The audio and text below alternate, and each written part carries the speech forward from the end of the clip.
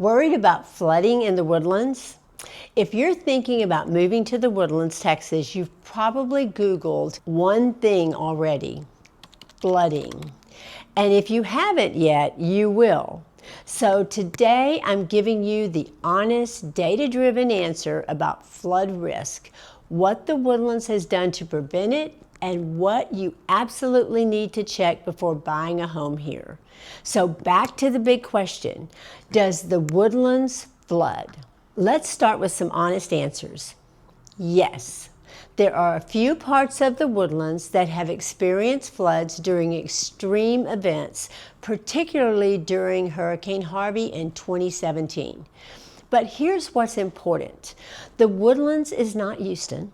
It sits in Montgomery County, not Harris County, and that really matters. Flooding risk here is highly specific to things like elevation, proximity to creeks, floodplain designation, drainage infrastructure, lot grading. There's not a whole community flood situation.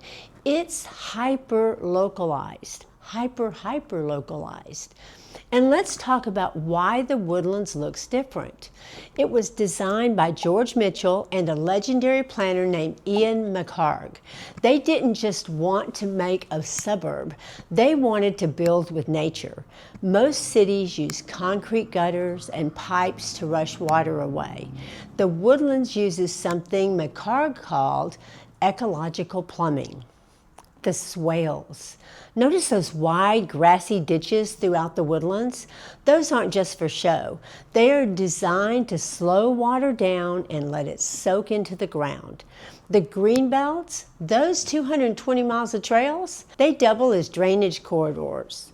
The ponds, we have hundreds of detention and retention ponds, Lake Woodlands and Bear Branch Reservoir, that hold the water during a storm so it doesn't end up in your living room.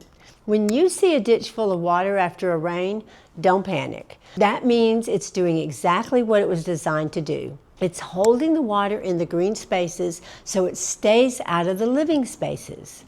We also have natural drainage corridors like creeks like Spring Creek, Panther Creek, and Bear Branch Creek. These were intentionally preserved to carry stormwater naturally. Now, the Woodlands has strict development standards.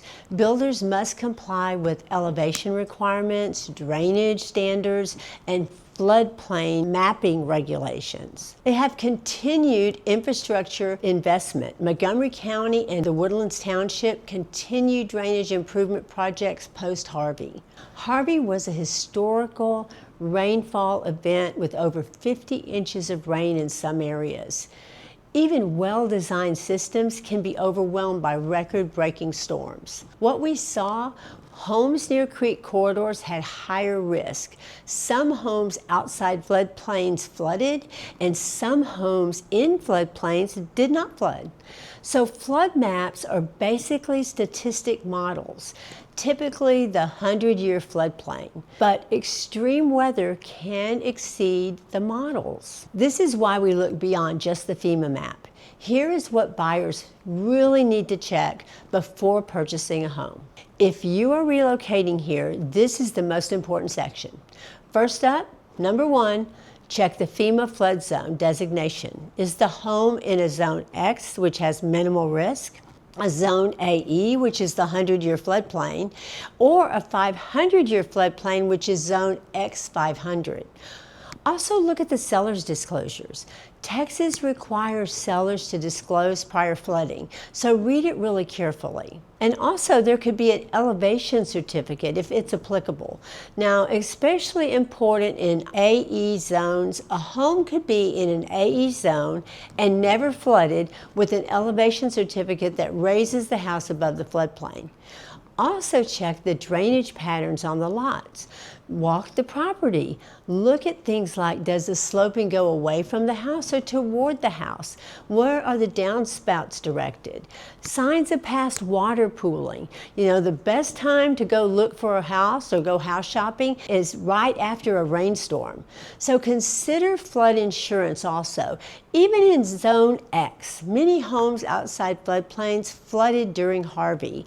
Flood insurance is separate from homeowners insurance, and through the National Flood Insurance Program, coverage is relatively inexpensive and relatively affordable, I should say, in low-risk zones. Now, if you are considering new construction, this is what you should know. Many people assume new means no risk. New homes must meet updated elevation requirements, but you should still review drainage plans, understand lot placement, ask about detention proximity, and verify the final grading of your lot. So, how risky is it really? Here's the balanced view. Most homes in the Woodlands did not flood during Harvey. Many areas remained completely dry. Flooding risk exists like in most of Southeast Texas, but it is location specific and not community wide. I also tell buyers, flooding is not an emotional decision, it's a data decision. We evaluate floodplain maps, historical reports, topography, insurance cost, and your risk tolerance. Despite Harvey, the Woodlands remains one of the most desirable master plan communities in the state of Texas. People choose it for strong schools, extensive green spaces, corporate presence, medical infrastructure, community design, and the list goes on. Flood risk is a part of living in Southeast Texas. The key is understanding it and not ignoring it. So if you are considering a move to the Woodlands and flooding is one of your concerns, I'd much rather you have real information than internet fear. Every home is different, every street is different, and that's where local knowledge really matters.